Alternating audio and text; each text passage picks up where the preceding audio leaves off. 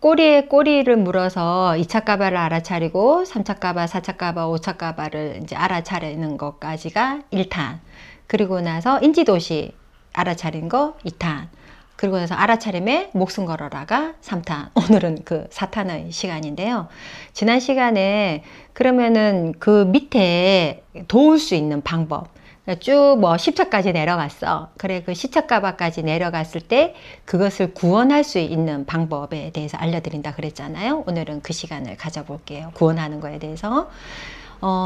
이제 그 A의 사례, 이제 실수하면 눈치 보이고, 눈치 보이면 어울리지 못하면, 회사 사람들 쑥덕거리고, 회사 사람들 쑥덕거리면 회사에서 잘리고, 회사에서 잘리면 식구들한테 면목이 없고, 가족들한테 면목이 없으면 가족들이 나를 쓸모없다고 생각하고, 가족들이 나를 쓸모없다고 생각하면 나는 사회 가치가 없고 세상을 다 잃은 느낌이다. 이렇게 돼 있는 거죠.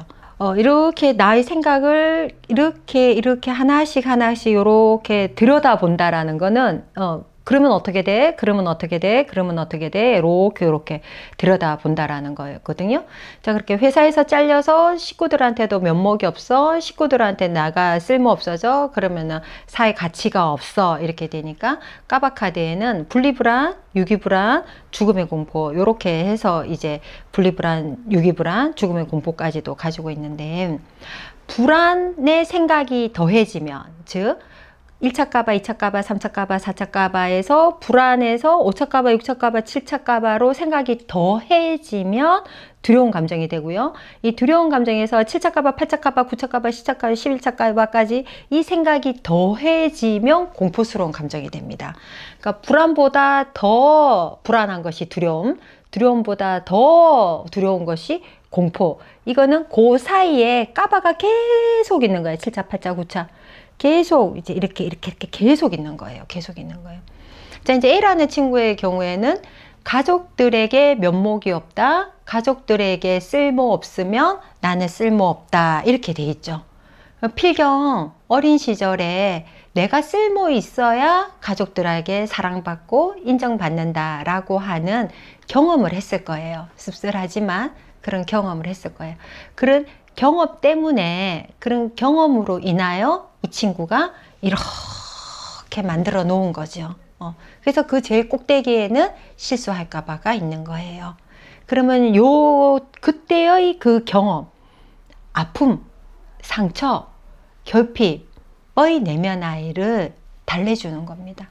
제가 이제 상담을 워낙에 많이 했잖아요. 2014년부터 지금까지 이렇게 상담을 하고 있는데, 오늘 아침에도 줌으로 상담을 하는데, 저는 이제 부산이고 내담자는 동두천에 계세요. 그래서 이제 줌으로 상담하는데 이 친구가 알아차린 거예요. 내가 얼마나 사랑받고 싶었는가를 알아차렸다. 내면 아이가. 그러니까 가족들에게 면목이 있고 가족들에게 쓸모가 있고 그래야만 사랑받는다라고 생각했던 그 내면 아이, 어린 시절의 나의 아픔을 좋아하는 거죠. 만나야 됩니다. 그래서 그때 많이 사랑받고 싶었구나. 그때 정말 있는 그대로 인정받고 수용받고 이해받고 싶었구나. 자, 우리 소년이 온다라는 거에 한강소설 되게 유명한 구절 있잖아요. 과거의 우리가 오늘을 살렸다. 이런 아주 유명한 구절 있잖아요. 과거의 상처받은 나를 오늘의 내가 도울 수 있는 거예요. 오늘의 내가. 자, 보세요. 과거 얘의 입장에서 예를 들어서 얘가 10살이었다고 합시다. 과거 얘는 그때 너무 아팠어요. 그래서 이 미래에 어떤 일이 벌어질지 모르잖아요. 근데 견디고 또 어떻게 노력하고 연습하고 그 아픔을 딛고 극복하고 해서 얘 입장에서 미래의 나가 지금의 나죠. 대단하지 않아요? 이 아픔을 견디고 이겨낸 나, 어른이 되었어요. 성인이 되어서 어른이 되었어요. 이 오늘의 나가 이만큼 컸잖아요. 그래서 얘의 따뜻한 부모가 되어줍니다. 안아줍니다. 핵심 감정에서 이렇게 이야기를 하거든요. 갓난아이는 자기가 원하는 방식으로 사랑받기를 원한다 이러거든요.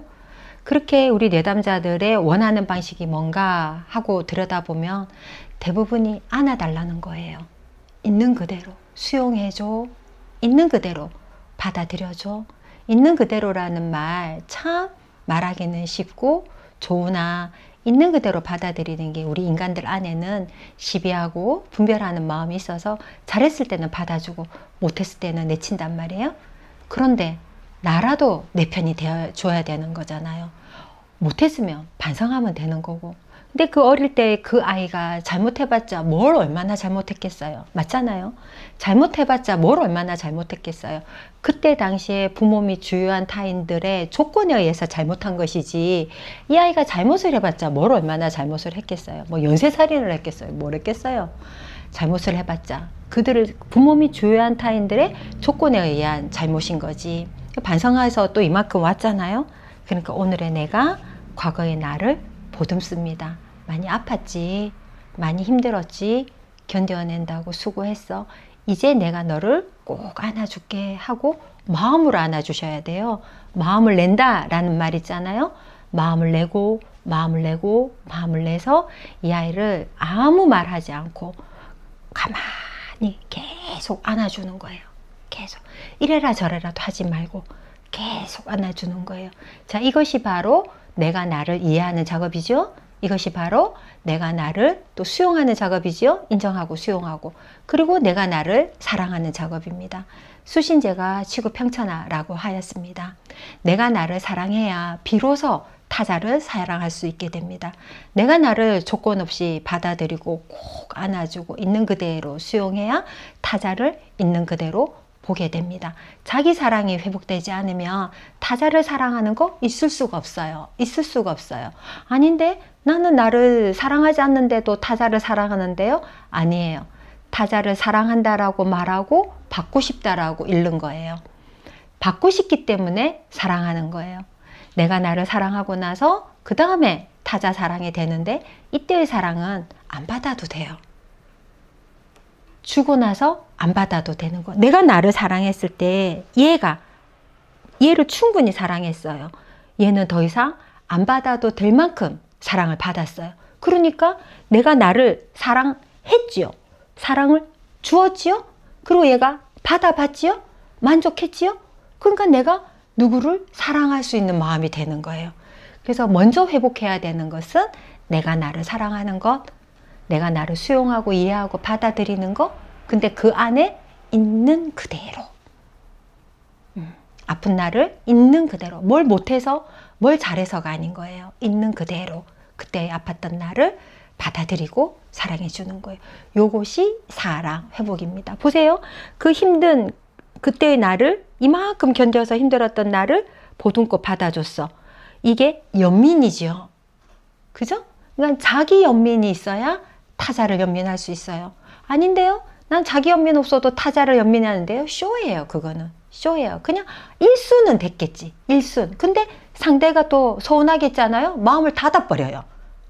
나 타자 안 됐게 생각하는데요. 근데 그 상대가 나에게 조건적으로 내가 원하는 것에 무엇을 줬을 때는 마음문이 계속 열려 있고요.